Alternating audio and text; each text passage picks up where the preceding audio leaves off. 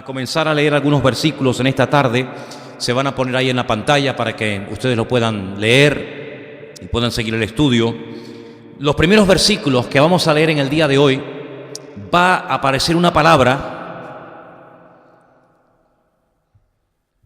que tiene que ver con el Señor Jesús. Es uno de los nombres, es una de las palabras que se utilizan en el Antiguo Testamento para hablar de Él. Y vamos a hablar un poquito acerca de esta palabra y algunas cosas más. Vamos a comenzar por el libro del profeta Isaías. El libro del profeta Isaías, el capítulo 4, el versículo 2, dice lo siguiente, y ahí aparece la palabra que vamos a estar viendo en esta noche.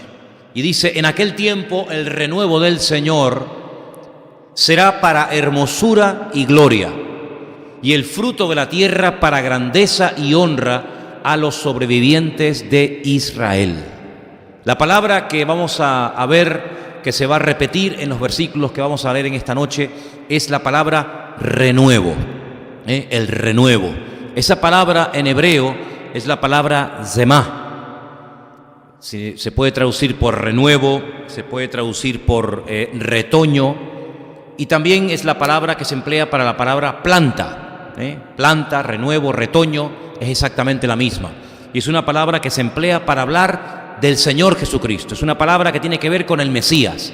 En aquel tiempo, el Mesías, el renuevo del Señor, será para hermosura y para gloria. En el mismo libro de Isaías, el famoso capítulo 53, que describe los sufrimientos del Mesías, dice: subirá cual renuevo delante de él y como raíz de tierra seca. No hay parecer en él ni hermosura. Le veremos más sin atractivo para que le deseemos. Capítulo 53 de Isaías es el capítulo prohibido, que en Israel no dejan que se lea. Dicen que es un capítulo demasiado mesiánico para algunos y lo tienen ahí como aparcado, no se puede leer. Y ahí aparece nuevamente la palabra renuevo, semá, que es una palabra que se utiliza única y exclusivamente para hablar del Mesías. Vamos a saltar a otro profeta, al siguiente, a Jeremías, capítulo 23, versículo 5. He aquí vienen días, dice el Señor, en que levantaré a David, ahí hay un dato muy importante, levantaré a David renuevo justo, reinará como rey, el cual será dichoso y hará juicio y justicia en la tierra. No solamente se habla de la venida del Mesías, sino se dice que ese renuevo está entroncado, está enraizado con la tribu de Judá, que era la tribu a la que pertenecía el rey David. Será un renuevo justo, reinará como rey. Hay un dato ahí también muy significativo. Seguimos en Jeremías 33, versículo 15. En aquellos días y en aquel tiempo haré brotar a David un renuevo de justicia, y haré juicio y justicia en la tierra. En todos los versículos que estamos leyendo podéis comprobar que aparece la palabra renuevo, porque son capítulos, son versículos, repito, que hacen referencia a la venida, a la aparición del Mesías. Tenemos dos más en el libro del profeta Zacarías, penúltimo libro del Antiguo Testamento, capítulo 3, verso 8. Escucha pues ahora, Josué, sumo sacerdote, tú y tus amigos que se sientan delante de ti, porque son varones simbólicos. He aquí yo traigo a mi siervo el renuevo. Es una persona. Añade: mi siervo el renuevo, el retoño de la tribu de Judá, entroncado con el rey David. Y el último versículo que vamos a leer, de momento, que también está en Zacarías, capítulo 6, versículo 12, dice: y hablarás diciendo: así ha dicho el Señor de los ejércitos, diciendo: he aquí el varón, un dato más, el varón cuyo nombre es el renuevo, el cual brotará de sus raíces y edificará el templo del Señor. Estos 6 versículos que hemos leído, en Isaías, en Jeremías y en Zacarías, aparece la palabra renuevo. ¿Qué es un renuevo? ¿Qué es un retoño? Bueno, según el diccionario, Es un vástago que echan los árboles o las plantas después de haber sido podados o cortados. Podemos decir en cierto sentido que el Señor Jesucristo, y es así, es el retoño, ¿verdad? Es el renuevo, la planta que surge de la tribu de Judá, porque no podía ser de otra manera, y a través de la tribu de Judá vendría la salvación, es decir, vendría nuestro Señor Jesucristo. Hace unos días vi en el norte cómo estaban en una avenida podando todos los árboles, pero el que no entienda, parece que lo que están haciendo es daño, porque lo dejaron el tronco pelado. No es que estaban cortando unas cuantas ramas y nada más, sino que lo dejaron totalmente pelado, aparentemente muertos, los mataron. Pero ya veréis cómo dentro de poco tiempo van a retoñar. Comenzarán otra vez a salir las ramas, las hojas, y lo que se le ha hecho es un favor. Bueno, pues eso es lo que tiene que ver con el Mesías. Si hay un momento en la historia en el que parece que desaparece la monarquía a través de David, parece que el reino se ha desaparecido. De ahí la pregunta que le hicieron al Señor Jesucristo antes de la ascensión: ¿restaurarás el reino antes de marcharte? Era la preocupación que ellos tenían, ¿verdad? Porque ellos sabían que había una profecía, muchas profecías, que hablaban acerca de que la monarquía retoñaría y de que del linaje de David, un descendiente de David, pues sería nada más y nada menos que el Mesías.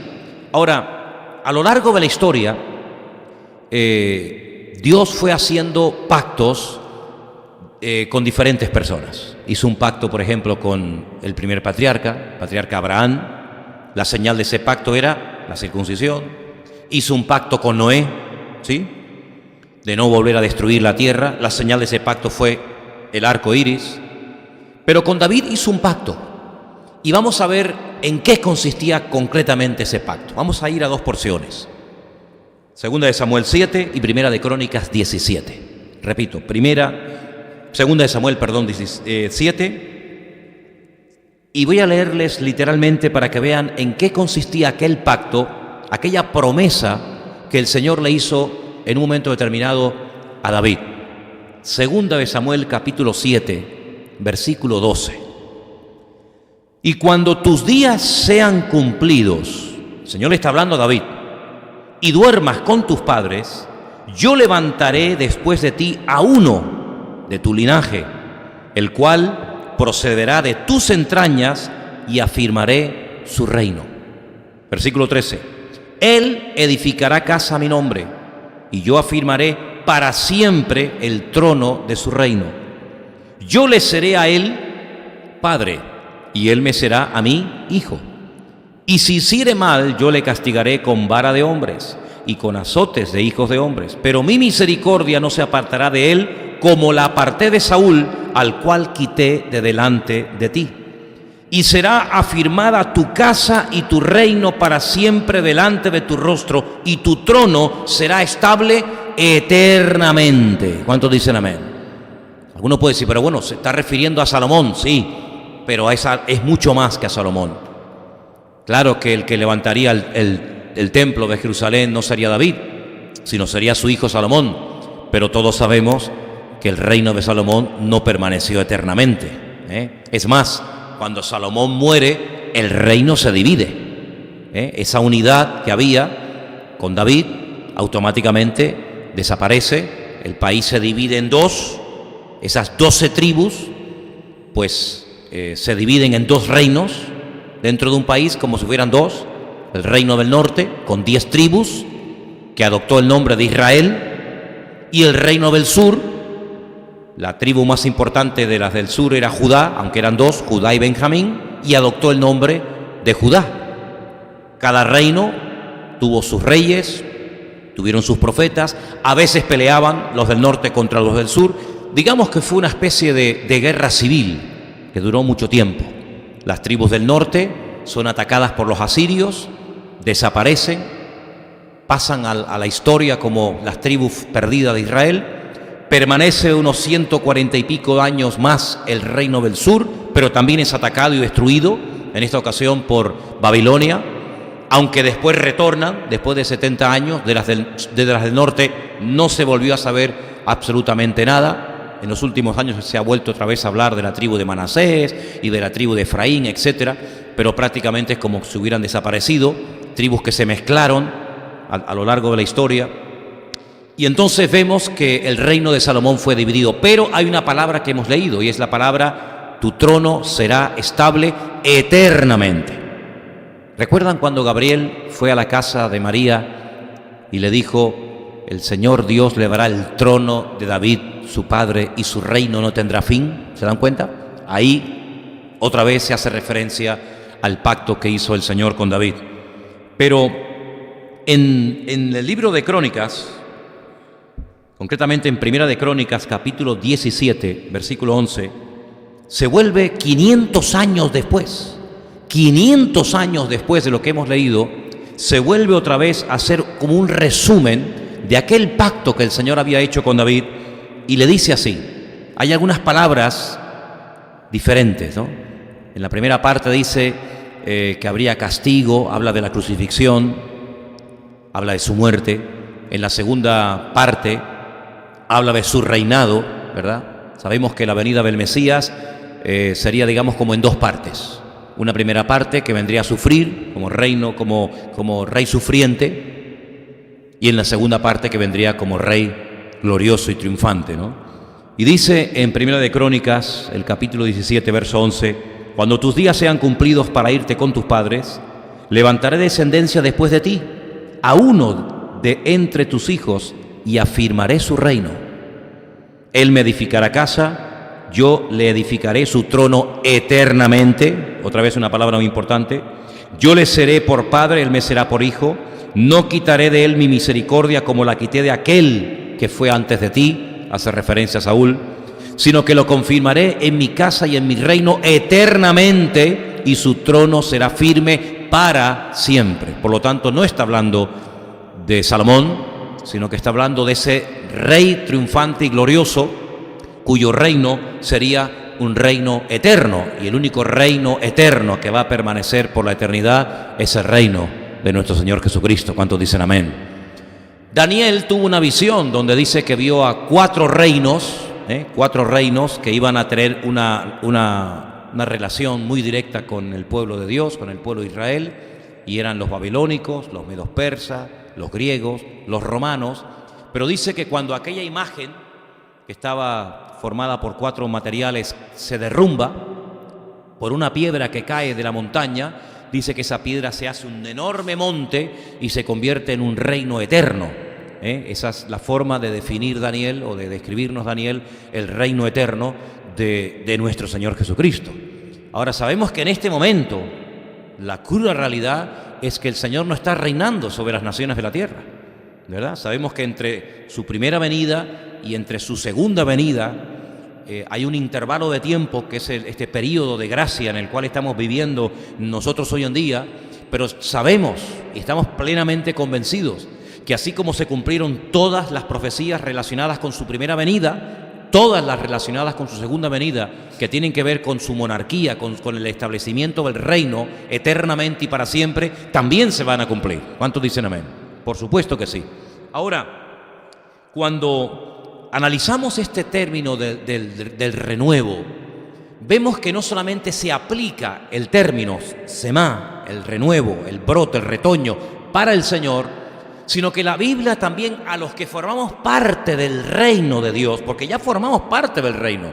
No se olviden que el Señor Jesucristo, cuando viene del desierto después de haber ayunado 40 días y 40 noches, cuando Él aparece y comienza su ministerio, Él comienza diciendo algo que ningún profeta había dicho nunca.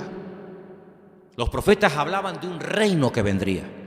Pero cuando Él empieza a compartir, cuando Él empieza a predicar y se da a conocer como el Mesías de Israel, Él dice: arrepentíos porque el reino de los cielos se ha acercado. No se ha establecido, aún no está establecido el reino, pero el reino se ha acercado a través de la persona del Mesías, a través del Señor Jesucristo. Cuando Él le dice a sus discípulos en la línea en la que tienen que orar, Él menciona el reino. Él dice: que venga tu reino, ¿verdad? que se establezca el reino de Dios, la soberanía de Dios, el gobierno de Dios entre los hombres, entre las iglesias, entre tu pueblo, entre tus hijos. Así que formamos parte del reino. Todas las parábolas que el Señor dio eran, lecciones, instrucciones que daba acerca de cómo era el reino, definiendo el reino de los cielos, ¿verdad? El reino de los cielos es cómo, y ahí encontramos un montón de parábolas que nos definen y nos describen un poquito cómo es ese reino del cual nosotros formamos parte.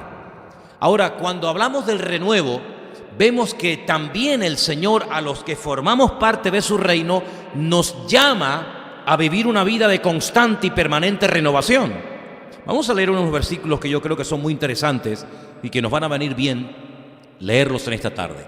Empezamos por el Salmo 51. El Salmo 51, la oración de arrepentimiento del rey David, a partir del versículo 10 dice: crea en mí, oh Dios, un corazón limpio y renueva un espíritu recto dentro de mí. No me eches de delante de ti y no quites de mí tu Santo Espíritu. Vuélveme el gozo de tu salvación y espíritu noble me sustente. Versículo 13. Entonces enseñaré a los transgresores tus caminos y los pecadores se convertirán a ti. Líbrame de homicidios, oh Dios, Dios de mi salvación. Cantará mi lengua tu justicia. Y así podríamos leer el resto del Salmo. Una de las cosas que David le pide al Señor en oración es que lo renueve. Que lo renueve. Ahora, estamos hablando de David. No estamos hablando de una persona cuya característica principal de su vida era la religiosidad, la monotonía, sino todo lo contrario. Si alguien fue un renovador, si alguien fue una persona que trajo cambios a la vida religiosa o espiritual del pueblo de Israel, ese fue David. Él le enseñó al pueblo a cantar. Él le enseñó al pueblo a danzar. Él le enseñó al pueblo cómo tenían que organizarse para que cuando instituyeran el templo de Jerusalén hubiera un ciclo constantemente de alabanza y de adoración. Sí, no era un hombre estancado, no era un hombre monótono en su relación con el Señor, sino todo lo contrario. Pero sin embargo, él le pide en ese hermoso salmo, el Salmo 51, Señor, renuévame, renueva mi espíritu. Y creo que debe ser una oración que todos y cada uno de nosotros debemos de hacerle muy a menudo al Señor. ¿Estamos de acuerdo? Renuévanos, Señor. Que no caigamos en una monotonía, en una rutina de hacer las cosas, bueno, porque hay que hacerlas, ¿no? Venimos a la iglesia porque hoy es jueves, ¿no? Sino que verdaderamente haya un renuevo, un rebrote, una vida constantemente fluyendo en nuestros corazones en cuanto a nuestra relación con el Señor.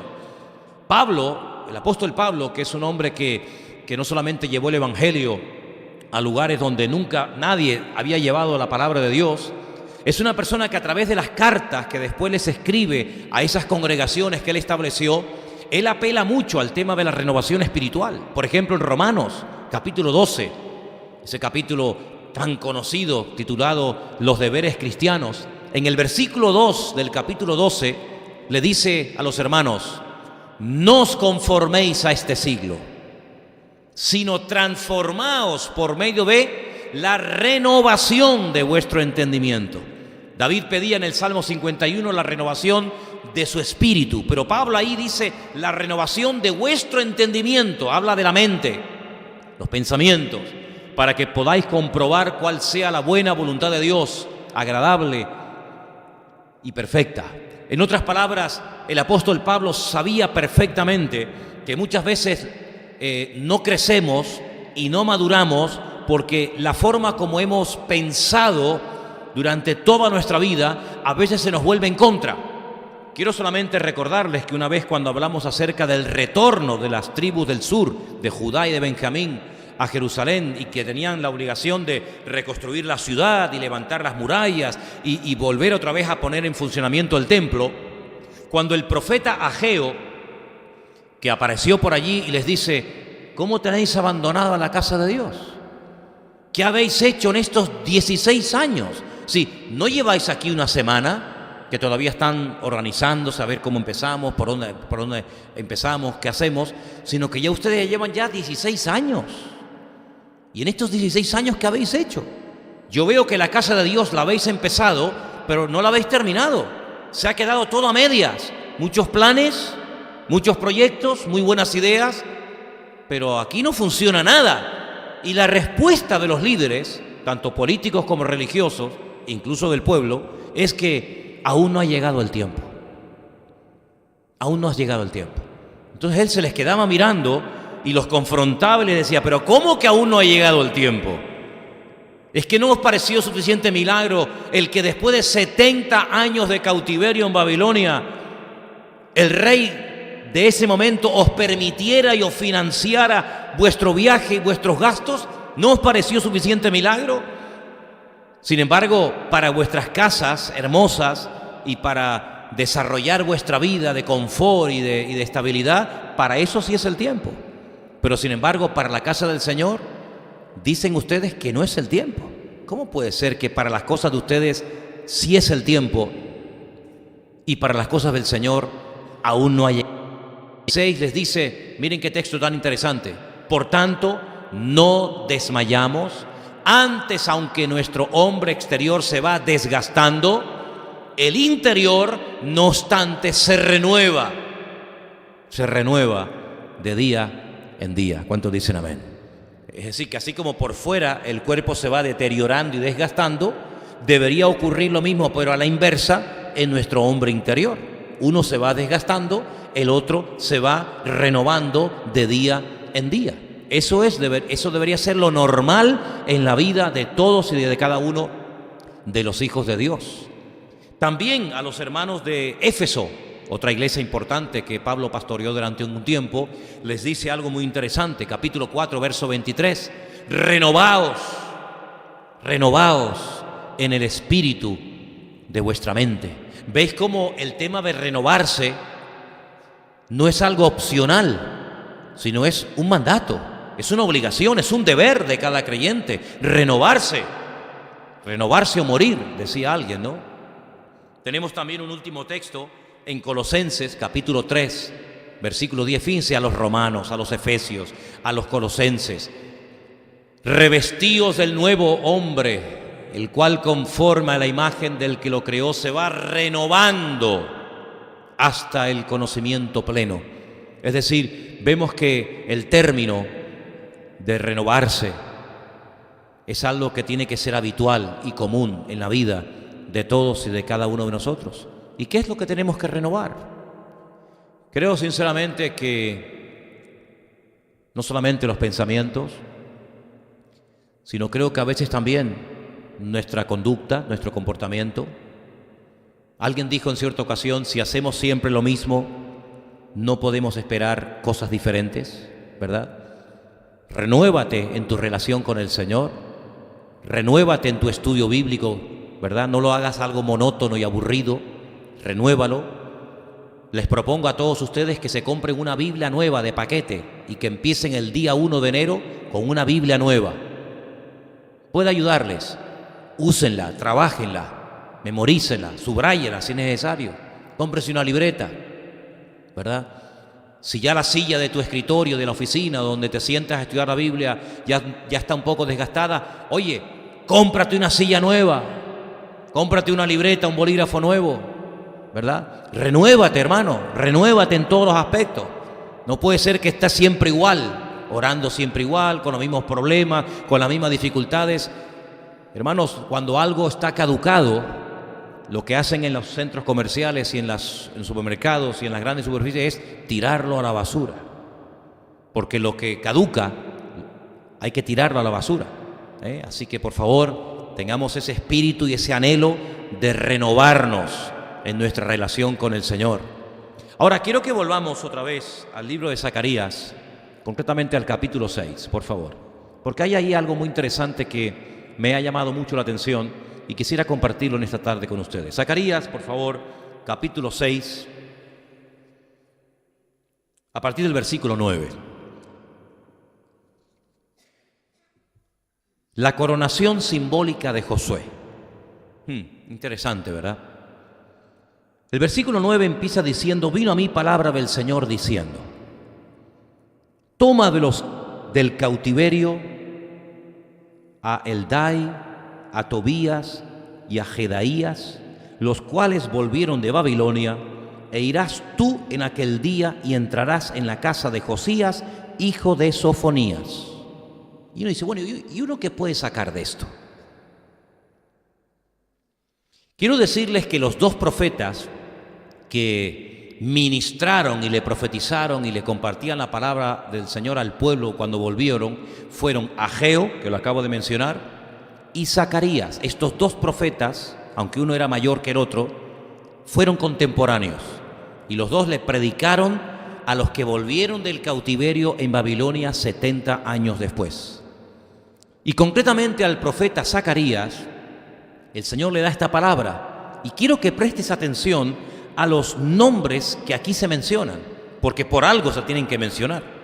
La orden era que, versículo 11, tomaran plata y oro e hicieran coronas y las pusieran sobre la cabeza del sumo sacerdote, que en aquel tiempo se llamaba Josué, hijo de Josadat, hijo del Dios justo. Josadat significa en hebreo Josué, hijo del Dios justo.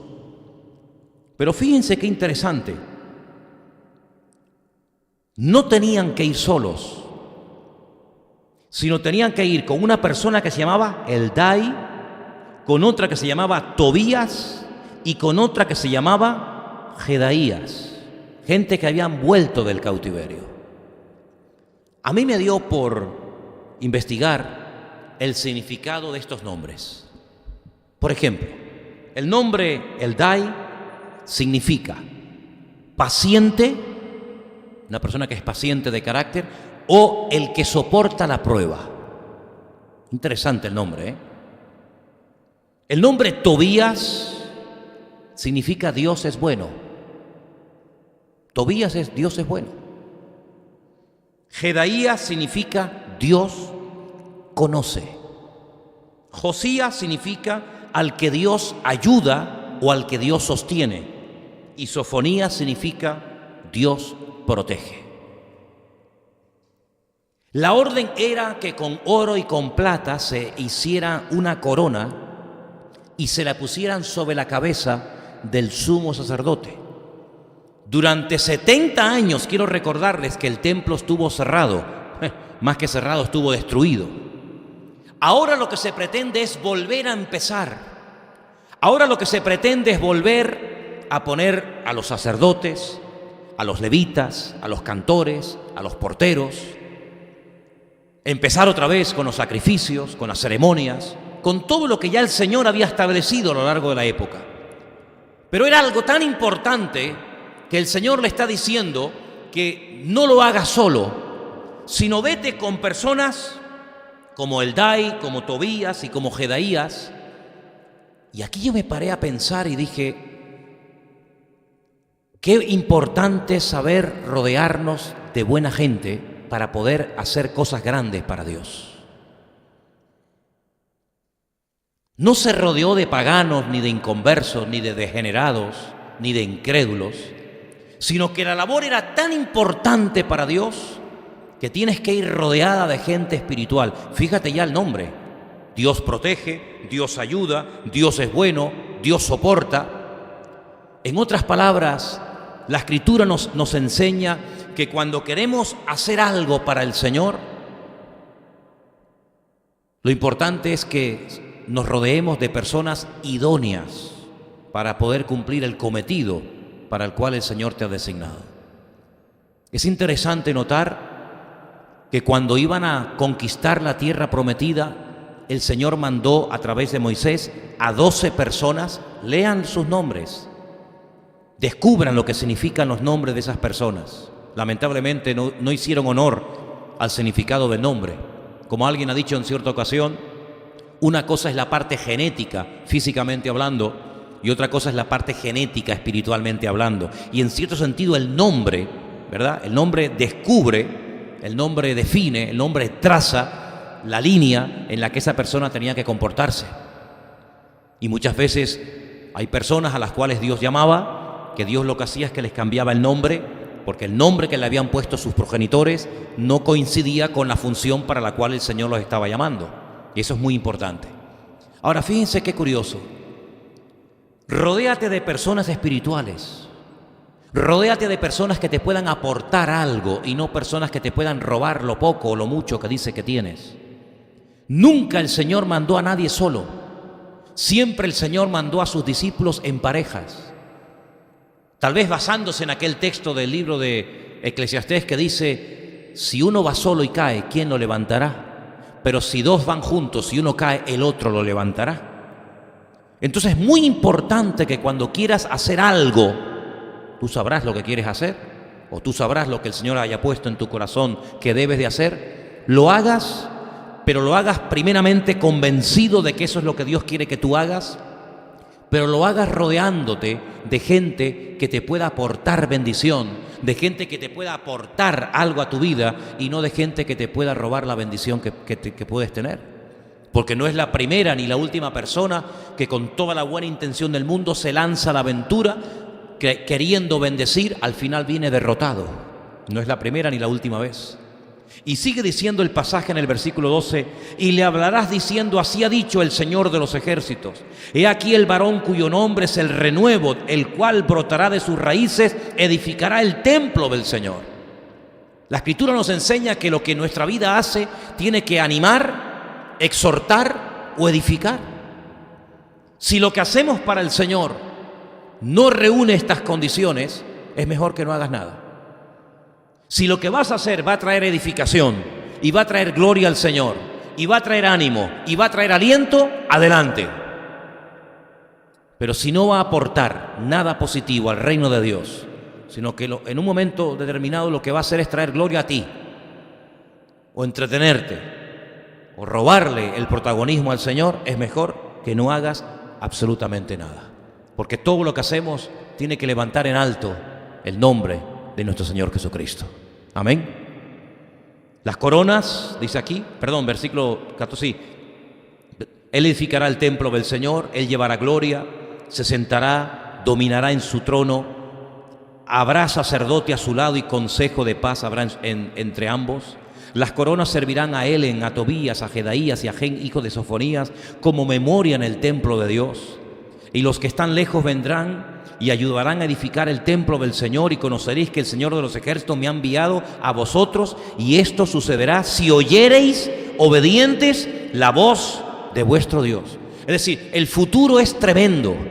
El renuevo que puede venir, la bendición que puede venir, la gloria que puede venir es tremenda. Pero todo esto depende de un factor fundamental, de la obediencia. ¿Cuántos dicen amén? ¿Cuántas veces, hermanos, Saúl tuvo la oportunidad de agradar a Dios, de extender el reino de Dios, de vencer a los enemigos, pero no fue en obediencia, no actuó en obediencia?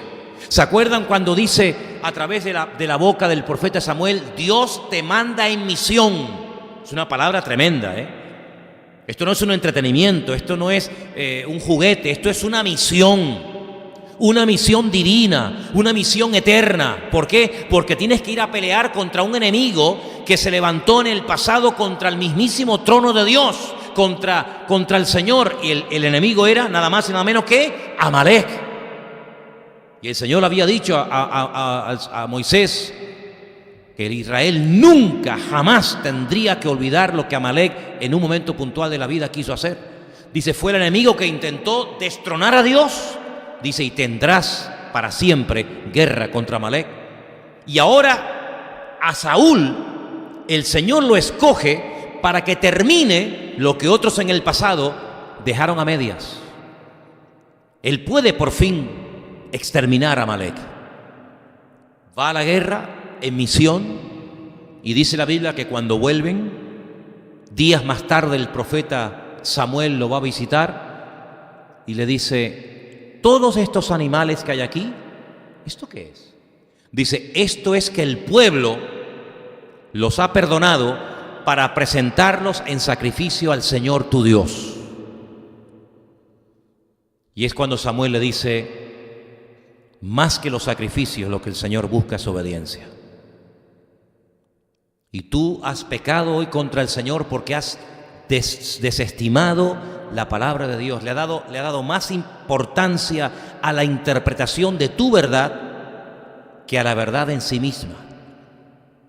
Y hoy en día hay muchas personas que predican sus verdades, pero no tenemos que predicar nuestras verdades, sino tenemos que predicar la verdad que está en la palabra de Dios. Y tu verdad te dice a ti que tú quieres ser más bueno que el Señor. Y además no solamente eso, sino que dice que el rey de Amalek, que se llamaba Agag, le habían perdonado la vida. Y entonces Samuel tiene que intervenir. ¿Y saben lo que pasó, hermanos? Que por no haber exterminado en su momento, al no haber sido obedientes en un 100%, el pueblo obediente al Señor, vayan ustedes al libro de Esther, que creo que era Osvaldo el otro día el que me decía, quiero volver a leer el libro de Esther. Toda la historia del libro de Esther, ¿en torno a qué gira? En torno a un hombre que se levanta contra el pueblo de Dios y lo quiere exterminar. Quiere arrasar a ancianos, a mujeres, a niños, adultos, a familias enteras, arrasarlas de la faz de la tierra. ¿Y quién es el que se levanta contra el pueblo de Dios? Una malecita. Ay, amigo, una malecita. ¿Te das cuenta cómo lo que no arreglamos hoy, lo que no vencemos y superamos hoy, nos puede conquistar mañana, en el futuro lejano y distante? Por eso qué bueno es empezar y terminar las cosas, hermano. No dejar las cosas a medias. No empezar con un ánimo tremendo, como aquellos empezaron a construir el templo, lo dejaron a medias y tienen que llegar los profetas Zacarías y Ageo para sacudir las conciencias del pueblo y decirle, pero, ¿qué estáis haciendo? Claro, ahora entiendo, decían los profetas, sobre todo el profeta Ageo, ahora entiendo por qué hay sequía en el pueblo. Y en estos días se está hablando mucho de sequía, ¿verdad? Ahora entiendo por qué siembran y siembran y siembran y en proporción la cosecha es muy pobre. Y ahora entiendo por qué nunca os llega nada. Y ahora entiendo por qué la lluvia se ha alejado. Y ahora entiendo muchas cosas que a nivel nacional y a nivel natural están ocurriendo, y es precisamente porque no estáis obedeciendo al Señor.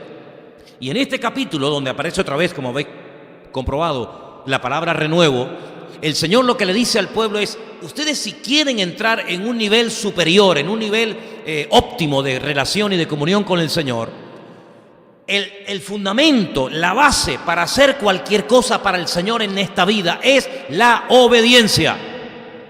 Cuando ustedes obedecen y cuando ustedes a continuación se rodean de personas idóneas, como fue el caso de estos hombres, y van a hacer la obra del Señor, la bendición está asegurada. Porque el Señor lo que no quiere es que nuestra vida cristiana sea una vida de experimentos, una vida de emociones, una vida de sentimientos. Hay gente que se congrega cuando sienten, pero cuando no sienten congregarse, ni aparecen.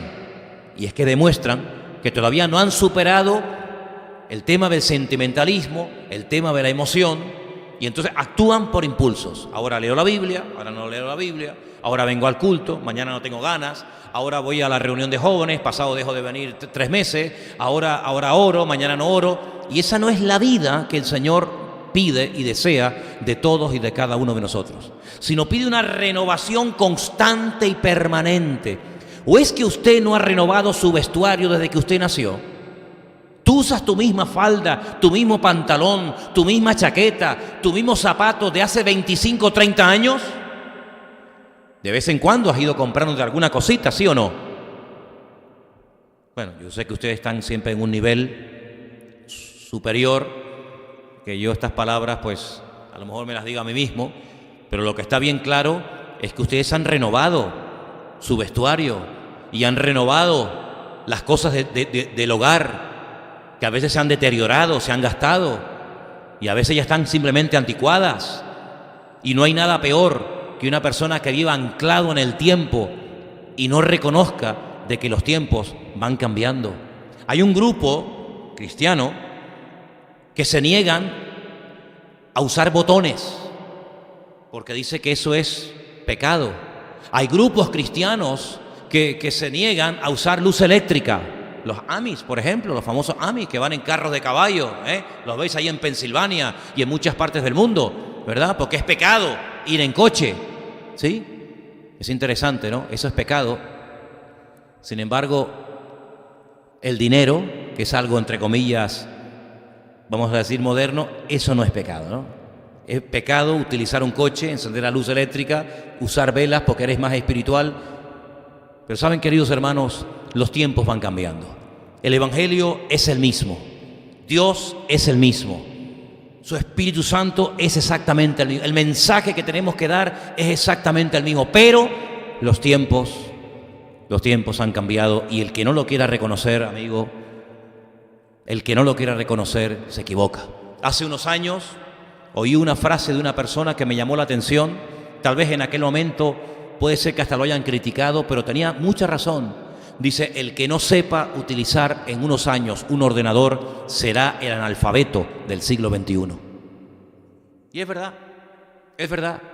¿Quién era el analfabeto antiguamente? El que no sabía leer ni escribir. ¿Quién es el analfabeto hoy en día? El que no sabe muchas veces desenvolverse en una serie de tecnología que Dios le ha puesto a nuestro alcance. ¿Para qué? Para que, por ejemplo, en este momento, en directo o después en diferido, centenares o miles de hermanos nuestros en muchas partes del mundo, que a lo mejor nunca personalmente conoceremos, puedan disfrutar de este culto y pueda llegar esta palabra a montones de lugares y de países que, sin saberlo, está llegando a través de algo que el hombre inventó, que se puede utilizar para lo malo, pero que nosotros lo queremos utilizar para la honra y para la gloria del Señor. Y cuando yo veo o cuando yo leo que hay miles de jóvenes de Alemania, de Inglaterra, de España, de muchas partes de Europa, que a través de Internet han sido captados para ir a pelear por causas que no tiene ningún sentido pelear, y lo han hecho a través de Internet. En otras palabras, hermanos, nosotros tenemos que entender que los principios son los mismos, pero los tiempos han cambiado y son diferentes. Y por eso yo quiero que en esta tarde, de verdad, le pidamos al Señor: Señor, renueva mi vida. Renueva mi vida espiritualmente hablando. Que no pasen los meses y los años y esté siempre igual, estancado, sino que podamos renovarnos y podamos aprender cada día algo nuevo del Señor, y podamos venir a la iglesia con entusiasmo y podamos cada día renovarnos en todas las áreas de nuestra vida. No solamente en lo que nos conviene y en lo que nos interesa, sino que podamos renovar nuestros pensamientos, nuestra vida de oración, nuestra vida de estudio bíblico, podamos renovarnos interiormente, porque eso es lo que dice la palabra del Señor. ¿Cuántos dicen amén? Y quiero decirles que en cuanto a este tema del renuevo, a mí me llama la atención porque durante siglos, hermanos, durante muchos siglos, el pueblo de Israel, no todos, pero muchos, perdieron la esperanza de que las profecías algún día se cumplieran. Quiero decirles que cuando tú terminas de leer el último versículo del Antiguo Testamento y pasas inmediatamente al Nuevo Testamento, al primer versículo de Mateo capítulo 1, así, en segundos, ese cambio que tú haces así en segundos, hay una diferencia de 400 y pico de años entre Malaquías y el Nuevo Testamento. Claro, nosotros no apreciamos eso, pues como tenemos toda la Biblia, vamos leyendo un capítulo y otro capítulo y un libro y otro libro y un profeta y otro profeta. Pero quiero decirte, hermanos, que entre una etapa de la historia y la otra etapa hay 400 y pico de años, no solamente de espera, sino de silencio, porque desde que se concluye el Antiguo Testamento con el último profeta, que fue Malaquías, hasta que aparece Juan el Bautista predicando y diciendo que se arrepientan, que el Mesías viene, durante 400 años no hubo ningún profeta que hablara al pueblo de Israel. Y por eso muchos perdieron la esperanza y la ilusión de que algún día las profecías se cumplirían. Pero ¿sabes qué, hermanos? Tenemos que aprender a esperar en el Señor. ¿Por qué el Señor tuvo tanto tiempo esperando a esa gente? 400 años son muchos años, hermanos. Hay gente que nunca conoció a un profeta. Hay gente que nunca oyó un mensaje de ningún profeta.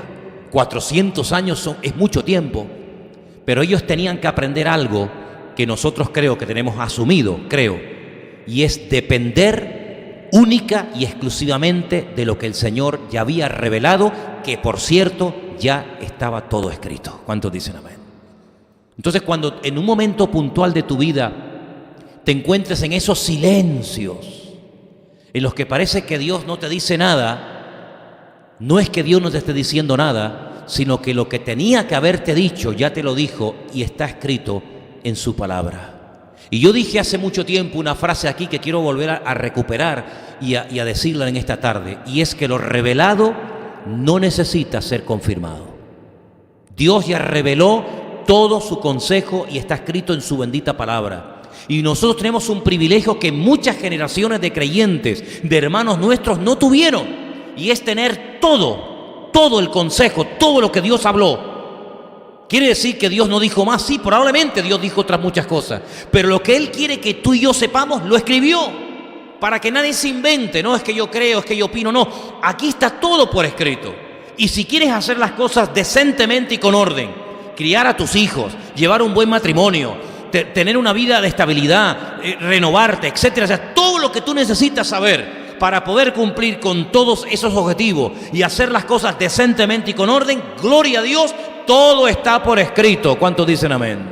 Y por eso yo quiero que en esta tarde, de una forma especial, los que les interese, al que no le interese, que Dios lo bendiga, pero que los que verdaderamente reconozcan que necesitan ser renovados, que se lo pidamos al Señor. Porque creo que el único que puede traer una renovación verdaderamente a nuestra vida es el Señor.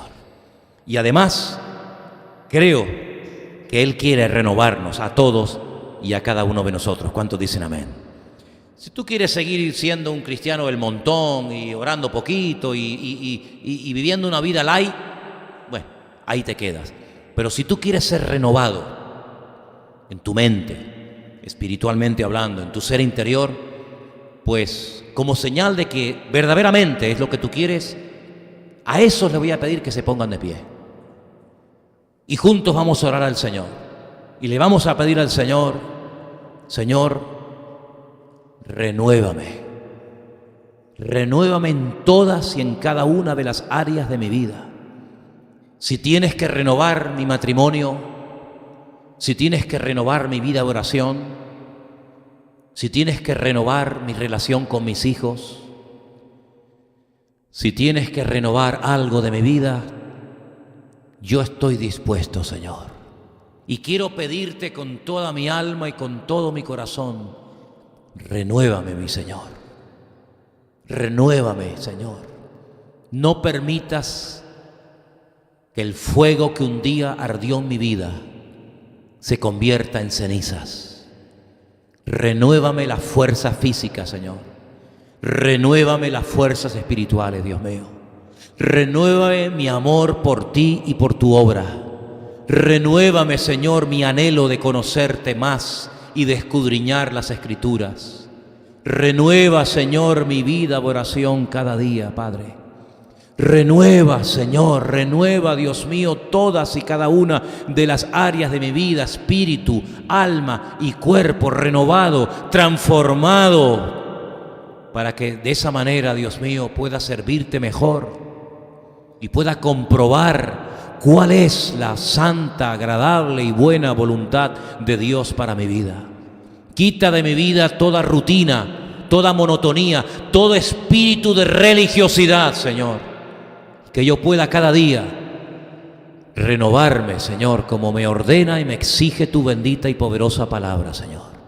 Y te daré como siempre la gloria y la honra a ti, Dios mío, porque sé que en esta tarde la petición, el clamor que estoy levantando delante de ti, tú estás tomando muy buena nota, porque si hay algo que a ti te interesa, es renovar a tu pueblo, renovar a tu iglesia. Y sobre todo en estos tiempos. Y te damos gracias, Señor, estamos dispuestos a ser enseñados, a ser corregidos, a ser exhortados, para que verdaderamente seamos vidas renovadas en todos los sentidos, Padre. Te damos muchas gracias en esta tarde por esta palabra. Señor, sé tú el renuevo de nuestras vidas cada día. Te lo pedimos en el nombre de tu amado Hijo Jesús. Amén. Y amén, gloria a Dios. Saluda al hermano que está a tu lado en esta tarde. Dile, hermano, Dios te bendiga. La paz del Señor sea contigo.